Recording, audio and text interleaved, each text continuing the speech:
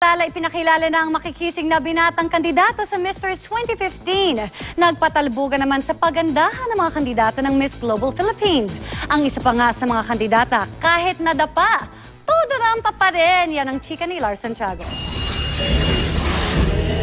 Mula sa iba't ibang lugar sa Pilipinas at sa ibang bansa, ang mga kalahok sa idadaos na Mr. 2015. Iniharap na sa mga miyembro ng media ang mga kandidato na kakatawan sa Pilipinas sa international male pageants tulad ng Mr. International at Mr. Tourism International.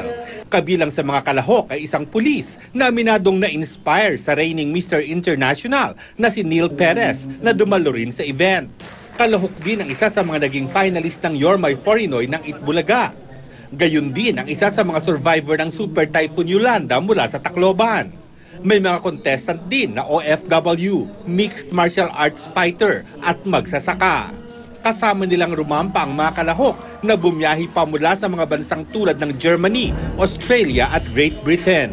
Gusto kong maipakita sa Pilipinas or kung hindi sa buong mundo kung gaano kalayo na ang narating ng Tacloban ngayon after ng calamity na nadanas namin. I'm pure Indian but I'm born and raised in the Philippines. So nakasanayan na po yung mga Filipino culture, like food and everything. Part din po ng trabaho namin bilang pulis na ilapit yung loob namin sa community.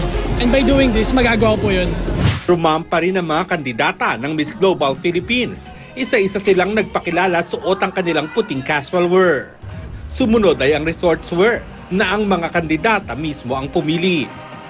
Kitang-kita ang pagnanais nilang ipamalas ang galing sa paglakad, pag-pose at pag-ikot. Ang isang kandidata, confident sa pagrampa, pero tila na sobrahan sa pag-ikot, kaya't nawala ng balanse at bumagsak. Sa kabila ng nangyari, itinuloy ang pagrampa na umani ng palakpak mula sa mga manonood. Lars Santiago, updated sa Showbiz Happening.